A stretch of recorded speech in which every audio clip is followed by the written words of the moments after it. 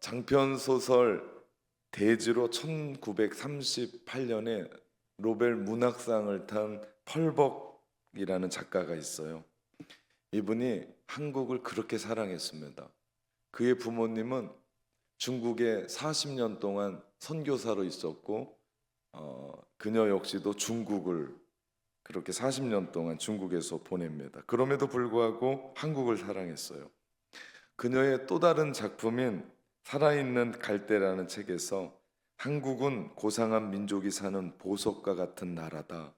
내가 가장 사랑하는 나라는 미국이며 다음으로 사랑한 나라는 한국이다라고 유언을 남길 정도로 한국 사랑이 그렇게 컸습니다.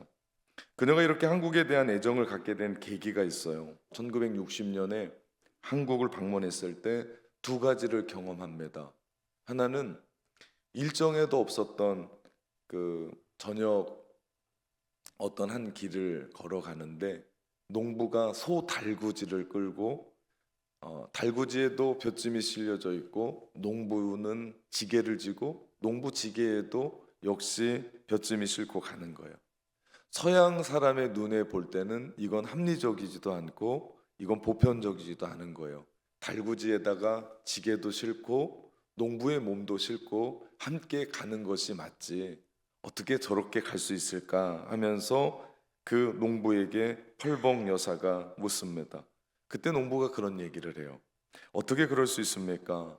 저도 일했지만 소도 온종일 힘들게 일했으니 짐을 나누어 져 가는 것이 맞지요 라고 하는 그 말에 펄벅 여사가 감탄을 합니다. 또 하나의 이야기는 감나무의 감을 보면서 높은 곳에 감을 따지 않은 거예요. 그래서 물었습니다. 저 감은 너무 높아서 따지 못한 겁니까? 라고 그랬더니 그 질문에 까치들이 먹는 밥이라는 겨울 새들을 위해 남겨놓았다는 대답을 듣게 돼요. 펄벅 여사가 그때 무릎을 치고 탄성을 지르며 감동했다는 이야기입니다. 비록 말 못하는 짐승이라도 가족처럼 아끼고 사랑하는 나라 한국, 나무에 과일을 다 따지 않고 겨울 새들을 남겨두는 그런 마음, 지극히 작은 생명 하나, 미문의 짐승까지도 배려하는 고상한 민족이 우리 한민족이었습니다. 그런 자부심 있는 나라가 한국입니다. 근데 지금에 와서는 왜 그렇게 혼탁하고 어려운 시대가 되었는지 모르겠습니다. 제가 뉴질랜드 처음 들어갔을 때가 2001년입니다. 그때 그 나라의 광고에 한국 뉴스가 나왔어요. 제가 입고 있는 이런 하얀색 와이셔츠 광고였는데 그때 광고에 2 for $50라고 써 있었어요. 이 뜻이 무슨 뜻이냐면 와이셔츠 2개에 $50이라는 뜻이에요. 그런데 광고는 그 광고 인물들이 나와야 되잖아요. 그 인물들이 다름 아닌 한국의 국회의원들이었어요. 국회의사당인지 어디에서 서로 멱살을 잡고 폭력을 행사하고 고성을 오가고 밀치고 싸우고 잡아당기고 아수라장이 된 그 모습을 보여주면서 그 기업이 광고를 한 거예요. 우리 와이셔츠는 이래도 찢어지지 않습니다 라고 하는 메시지를 보여준 거예요. 그때 뉴질랜드 한국 대사관이 한국의 국격을 떨어뜨린다고 광고 중단에 수를 냈어요. 소송을 냈어요. 그런데 기각이 됐어요. 왜냐하면 이미 뉴스에도 다 보도돼서 모르는 사람 없는데 그거 안 하면 뭐 하겠냐라는 이유였습니다.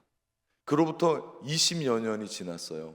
정확히 말하면 23년이 지난 지금 한국의 정치판은 다름이 없어 보입니다. 여전히 싸움 중이에요.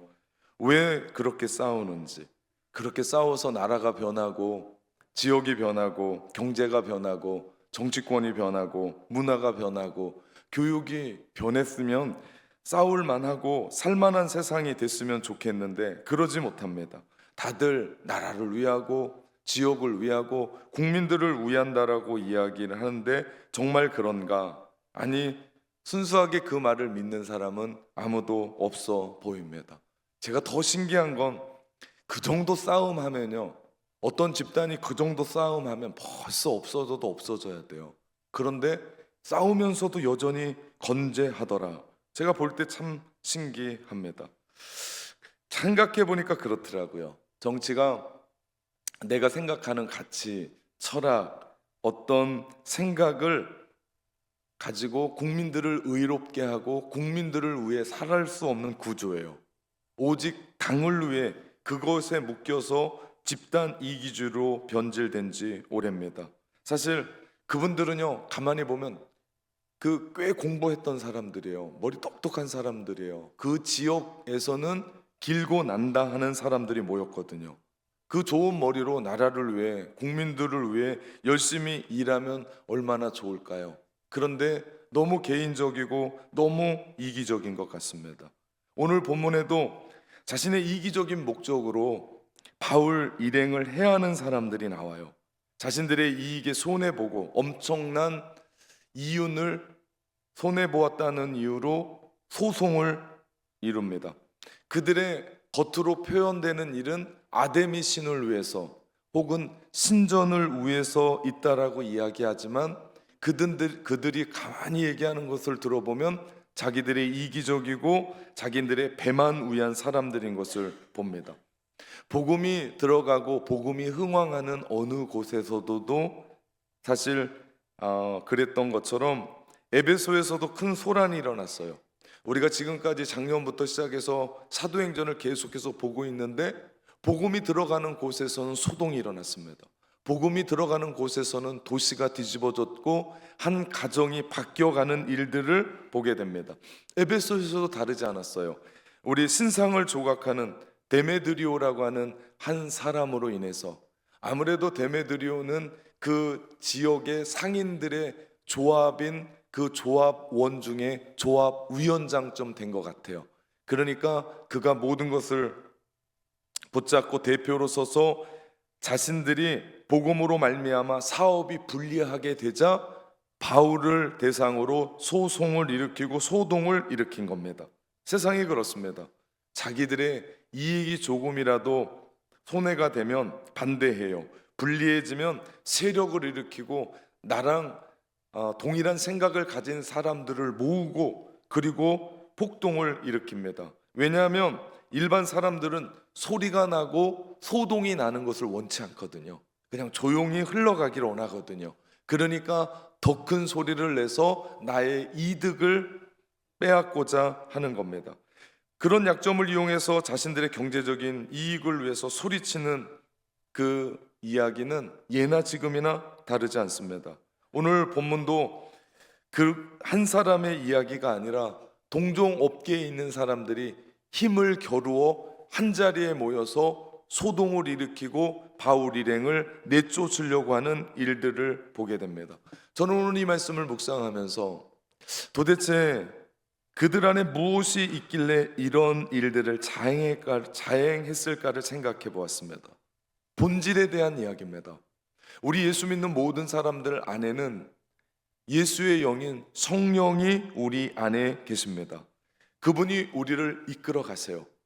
그래서 성령이 이끌어가는 삶이 그리스도인입니다. 그러나 세상의 사람들은 예수님을 믿지 않기에 그 안에 성령이 없습니다. 그러다 보니까 모두가 다 자신들이 가지고 있는 어떤 가치, 어떤 신념, 우리로 말하면 우상을 따라 살아가죠. 누구는 열심히 돈을 벌고 살아갑니다. 누구는 명예를 위해 인기를 누리며 살아가요. 누구는 권력을 탐하며 살아갑니다. 누구는 쾌락을 위해서 살아가는 것을 우리는 봅니다. 일평생 그렇게 우상에 끌려 살아가요. 그렇기 때문에 우리의 신앙의 본질은요, 누가 우리를 다스리느냐 있습니다. 누가 우리를 이끌어 가느냐. 요즘 여러분의 인생을 이끌어가는 것이 무엇입니까? 여러분의 인생을 이끄는 것이 무엇이기에 여러분은 오늘 이렇게 주일날 예배에 오셨습니까? 멀리 가지 않아도 돼요. 지난 일주일 여러분은 어떤 삶을 사셨습니까? 무엇에 이끌려 왔습니까? 그리고 오늘 여러분은 또 어떤 삶을 이끌어 갑니까? 이거는 교회 다니고 안 다니고의 차이가 아니에요. 이거는 교회에서 어떤 직분을 얻고 안 얻고의 차이가 아닙니다. 이건 근본의 이야기예요. 나는 누구인가? 나는 누구이기에 오늘 예수님이 필요하고, 나는 누구이기에 오늘 내 삶에 하나님이 필요하고, 나는 누구이기에 오늘 나는 하나님을 예배하는가? 여러분, 이것이 헷갈리잖아요? 내가 누구인지를 모르잖아요? 그러면 교회를 아무리 오래 다녀도 교회에서 큰 직분을 맡고 있은들 그것 아무것도 아닙니다. 돈이 지배하는 세상이 되었어요. 그래서 돈이 신이 됐습니다. 그것을 우리는 맘몬이라고 얘기합니다. 맘몬에 붙들려 맘몬에 지배당하는 삶. 돈이 우리를 따라와야지, 돈 따라가면 인생 망칩니다. 그렇게 되면 조금이라도 돈을 잃게 되면 견디질 못해요. 돈 때문에 죽는 일이 생긴다니까요. 살라고 돈 버는데 돈 때문에 죽는다니까요. 돈을 좋아하는 인간의 마음을 사탄이 얼마나 교묘하게 이용하는지 모릅니다. 사탄이 이렇게 경제적인 문제를 가지고 사람들을 미혹하고 시험하고, 심지어는 교회를 다니지 못하게 하고 사람의 마음을 뒤집어 놓고 예수 그리스도의 빛을 가리게 되죠. 그리고 교회의 일들을 핍박하고 하나님의 일들을 보지 못하게 합니다. 돈도요, 우리가 이렇게 멀찌감이 떨어뜨려 놓고 돈을 벌어야지, 이 돈이 우리로 하여금 사람도 보이고 가족도 보이고 아내도 보이고 남편도 보이고 부모도 보이는 거예요. 근데 이 돈에 눈이 멀어버리면 우리 안에 보이는 게 아무것도 없습니다. 심지어는 돈도 안 보여요. 거기엔 부모도 없습니다. 친구도 없습니다. 거기에 하나님이 있겠습니까? 아니요. 이것이 신돼서 우리를 이끌어가는데 거기엔 아무것도 없게 되더라. 그렇기 때문에 예수 믿는 사람들은요, 돈에 대해서 경제적인 부분에서 더욱더 신실하고 깨끗하고 투명하고 정직해야 돼요. 어떤 면에서는 초월할 수 있어야 돼요. 어떤 면에서는 양보할 수도 있습니다. 어떤 면에서는 내가 손해 보더라도 내가 손해 볼 수 있는 용기가 필요합니다. 이것을 실천하고 순종할 수 있는 가장 좋은 방법 중에 하나가 저는 11조라고 생각합니다. 11조의 헌금은 내 수입의 10분의 1을 하나님께 온전히 드리는 거예요. 이것이 신앙의 기본입니다. 신앙생활하는데 아직도 10의 1조, 온전한 10의 1조 못하고 있다. 사실은 신앙을 시작하지도 않은 거라고 봐야 돼요. 왜냐하면 나의 모든 것이 하나님께서 주신 선물이라는 고백이 10의 1조거든요. 나에게 모든 것이 주님이 우리 가운데 주셨습니다 라고 하는 그 고백이 10의 1조거든요. 청지기의 정신으로 내가 살아가는 동안 선한 일을 선용하며 살아갑니다 라고 하는 것이 10의 1조의 정신이에요. 여러분, 우리 중에 그 누구도 올 때 뭔가 가지고 온 사람이 없습니다. 제가 목사로서 수많은 장례를 치르지만 그 많이 벌고 많이 이윤을 남긴 그 누구도 가지고 있는 재산을 가지고 가는 사람은 아무도 없어요. 무슨 얘기입니까? 우리가 이 땅에 지금 이렇게 살아가는 것 모두가 하나님의 은혜고 하나님의 사랑이다. 여러분, 이것을 깨닫고 나면 우리는 욕심 부리지 않아요. 왜? 하나님이 우리 가운데 필요해서 부어주신 거거든요. 그거 가지고 하나님 나라를 위해 드리고 선한 일을 위해 내가 사용하는 거거든요. 그러면 하나님은 우리의 그 모습을 보면서 또 복이라는 것을 우리 가운데 부어주세요. 그러면 우리는 이제는 더 통 크게 그 일들을 사용할 수 있는 겁니다. 이것이 영적인 선순환이에요.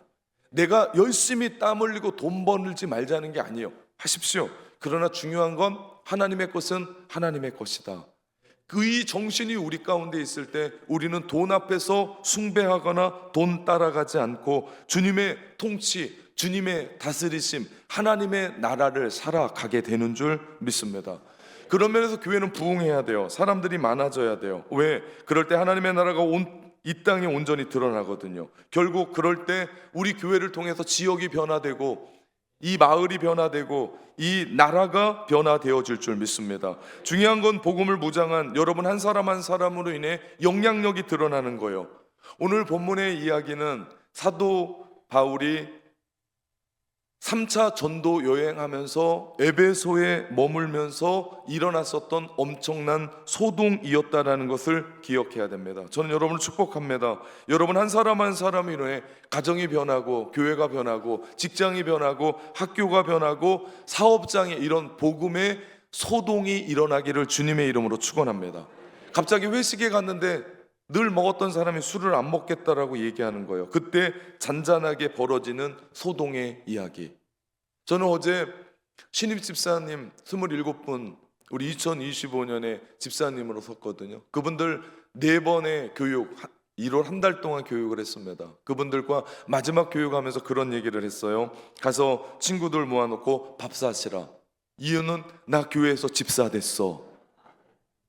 그렇게 잔잔한 소동을 벌이는 거예요. 우리 안에 조그맣게 예수 믿는데 조용히 아무도 모르게 교회 다니고 왔다 갔다 하는 게 아니고 잔잔한 소동을 우리 가운데 일어나 이야기하는, 여러분 복음은요 믿는 자들에게 주신 하나님의 능력입니다. 그 하나님의 능력인데 우리 안에 있는 그 조그만 나쁜 습관 하나 변하지 못하게 하면 그게 능력이겠습니까? 복음이 우리 안에 들어와서 우리의 인생을 송두리째 바꿔서 예배하지 못하는 사람을 예배하게 했고, 찬양하지 못했던 사람을 찬양하게 했고, 기도하지 못했던 사람을 기도하게 만들었다면 우리 안에 나쁜 습관 하나 끊는 것, 그 복음의 능력으로 끊어지는 거 아니겠습니까? 이것이 여러분 안에 일어나는 작은 소동인 줄 믿습니다. 여러분의 인생도 2025년 전진하면서 여러분의 삶의 영적인 결단으로 인해 여러분의 있는 가정, 여러분의 있는 학교, 직장, 사업장이 이런 잔잔한 소동이 일어나기를 주님의 이름으로 축원합니다. 저는 우리 교회가 더 부흥하고 사람들이 많아져서 이 구도심에 우리 교회로 말미암아 이 지역이 깨끗하게 되고 이 지역에 있는 그 직장, 그 직업들이 좀 바뀌어지는, 제가 교회에서 좀 떨어져서 100년대로 말고 저쪽 뒤로 우리 그 게스트하우스가 있는 초원 맨션 그 뒤쪽으로 가면 정말 이상한 가게들이 너무 많이 있더라고요. 가끔 지나가다 보면 낮에는 늘 불 꺼 있길래 망한 줄 알았어요. 그런데 어느 날 신방 갔다 밤에 돌아오는데 휘황찬란하게 네온 사인이 들어오면서 무슨 자네, 무슨 희네, 무슨 방, 그러면서 거기에 불이 들어와서 영업을 하고 있더라고요. 여러분, 우리 교회가 복음으로 흥황해서 사람들로 말미암아 복음이 일어가며 그런 업종들이 문을 닫고 이 지역이 새롭게 되어지고, 그 점주들인지 포주들인지 그 주인들이 우리 교회 앞에 와서 빨간데 띄고 교회 물러가라, 교회 때문에 우리 사업장이 문 닫았다, 교회는 물러가라, 그런 일들이 우리 가운데 일어났으면 좋겠습니다.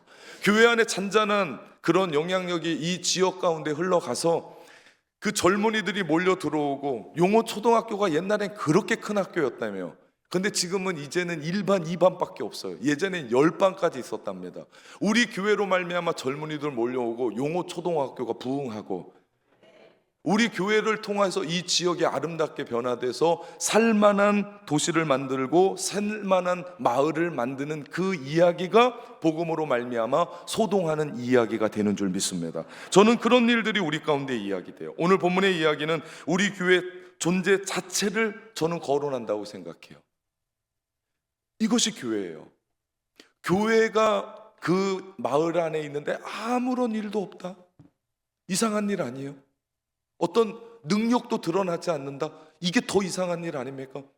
교회에 수많은 사람들이 있어서 어떤 컴플레인이 들어오고 민원이 들어오고 어떤 일들이 일어나는 게 당연한 일 아니에요? 여러분, 그런 것에 너무 힘들어하지 마십시오. 왜? 교회니까, 사람이 많으니까. 복음으로 말미암아 우리가 어떤 일들을 할 때 세상이 쌍수를 들고 박수 쳐주고 환영하는 거 봤습니까? 아니요, 한 번도 없을 겁니다. 그러나 우리가 복음의 그 가치를 가지고 겸손하게 섬기고 이 땅 가운데 일어나는, 여러분 비전센터 우리가 그래서 진 거 아니에요?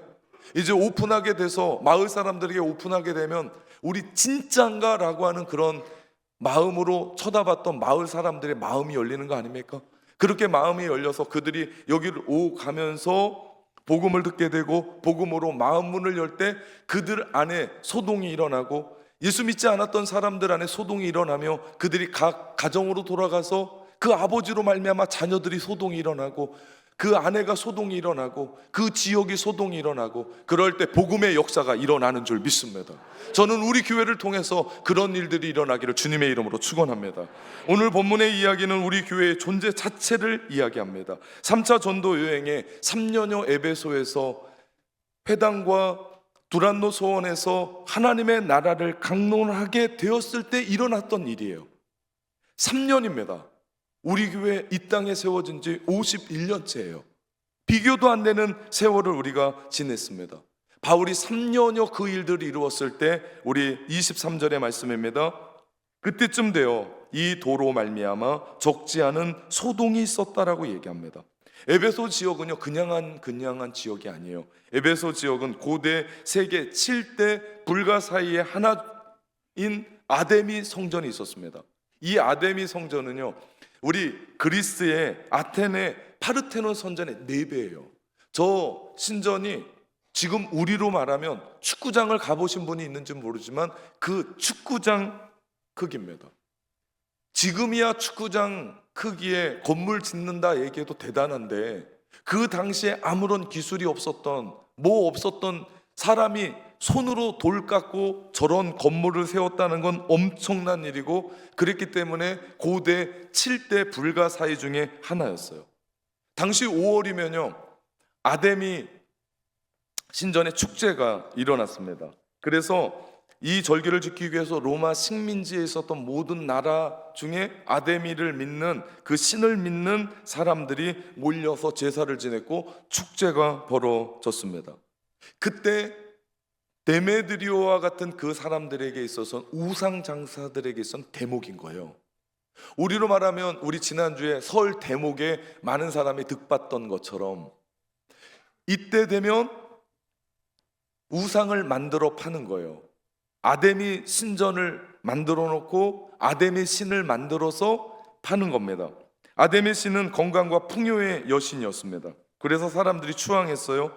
그 신전 우상을 붙잡고 기도하면 건강과 다산과 풍요한 물질이 주어진다고 믿었습니다.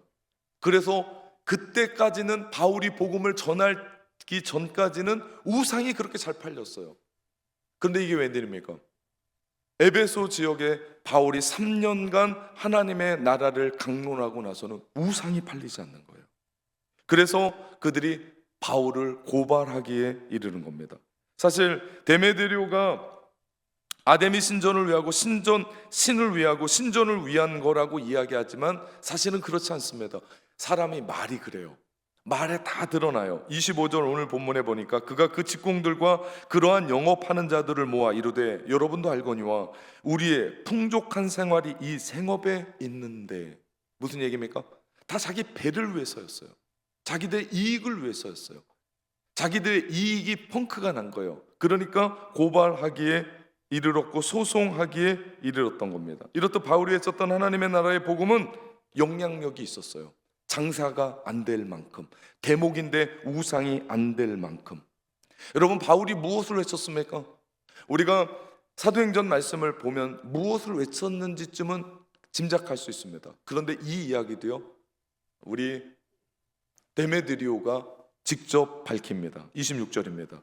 이 바울이 에베소뿐 아니라 거의 전 아시아를 통하여 수많은 사람을 권유하여 말하되 사람의 손으로 만든 것은 신이 아니라, 사람의 손으로 만든 것은 가짜라는 거예요. 신이 아니라는 거예요. 그 이야기를 그 큰 에베소에서 전달했던 거죠. 담대하게 복음을 전파했습니다. 그러자 어떤 일이 일어납니까? 한 도시에 영향력을 끼쳤습니다. 바울의 선포는 어디 숨어서 비밀리에 개인적으로 우리 뒷골목에서 복음을 전했던 것 아니에요. 에베소라고 하는 그 큰 아데미 신전 앞에서 당당하게 주눅들지 않고 예수 그리스도의 복음을 전했습니다. 그럴 때 그 도시가 변화가 있었고 소동이 일어났었던 것을 봅니다. 지금 아데미 신전에 절대적인 영향을 미치는 에베소서, 아데미 신전과 그리고 그 여신을 숭배하는 것 때문에 경제가 돌아가고 정치도 영향을 받고 있는 에베소. 바울이 몰랐을까요? 바울이 공부할 만큼 공부한 사람입니다. 시대를 꿰뚫을 만큼의 언변을 가지고 있는 사람입니다. 모르지 않았을 거예요. 알았을 겁니다. 그럼에도 불구하고 바울은 공개적으로 아데미 여신상이 돌덩이지 신이 아니다라고 강력하게 외칩니다. 그 업으로 돈 벌고 있는 사람들을 몰랐을까요? 항의를 몰랐을까요? 다 알고 있었음에도 불구하고 바울은 피하지 않고 공개적으로 복음을 전했을 뿐만 아니라 주님의 도는 살아계신 하나님을 에베소 사람들에게 알려주어 우상에 어두워가고 눈먼 에베소 성도들에게 밝혀주는 도라는 것을 보여주었습니다. 그때 이 일들의 잔잔한 소동이 일어났던 것을 봅니다. 요즘 우리가 살아가는 세상에도요, 엄청난 소동이 있어요. 많은 경우 탐욕이라는 우상 숭배로 말미암아 일어나는 소동입니다. 탐욕이라고 하는 우상 숭배 앞에서 그 누구를 막론하고 눈 멀었고, 심지어는 돈 때문에 피를 나눈 형제 자매들이 싸우고 등 돌리고 원수되고 법정 소송까지 가면서 그 일들을 이루어 갑니다. 아니, 자기들 것도 아니고 부모 건데 왜 그러고 사냐고요. 이런 소동이 돈 때문에, 탐욕 때문에 일어나는 세상 안에 우리 낙원의 공동체가 복음으로 말미암아, 하나님의 영향력으로 말미암아 소송을 일어나고 소동을 일으키며 움직여 갈 때 우리를 통하여 하나님이 일하시는 놀라운 일들이 우리 가운데 일어나게 된다는 사실이죠. 이 시대 돈 때문에 최대의 우상 덩어리가 되었는데, 뭐니 해도 머니가 최고라고 하는 이 세상에 인간의 삶에 돈이 절대적인 위치를 차지하며 풍성한 삶을 살아가면서 돈이 목적이 됐습니다. 사람들의 모든 기준이 돈이에요. 잘 사냐 못 사냐도 그 기준이 돈입니다. 돈 많이 벌면 잘 살고, 돈 많이 못 벌면 못 삽니다. 돈 많이 벌면 부자고, 돈 많이 벌면 가난하다고 얘기합니다. 돈 많이 벌면 성공했고, 돈 많이 벌지 못하면 성공하지 못한 실패자라고 얘기합니다. 맞습니까?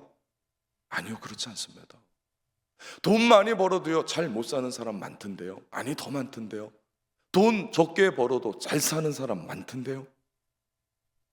세상의 그 가치에 돈으로 사람을 판단하고, 돈으로 사람을 저울질하고, 돈으로 그 사람이 누군지를 얘기한다면 이건 하나님의 세계가 아니라 세상의 세계로 돈으로 좌지우지하는 그 일들, 우리가 그 정신, 그 가치로 신앙생활해 나갈 땐 주님을 믿는다 하면서도 교회 다니면서 겉으로는 좋은 명복을 내세울 수 있습니다. 주님의 영광, 하나님의 기쁨, 내 교회를 위해서라고 이야기하는데 실제로는 가만히 속을 들여다보면 그 마음을 꿰뚫는 주님이 그걸 모르시겠냐고요.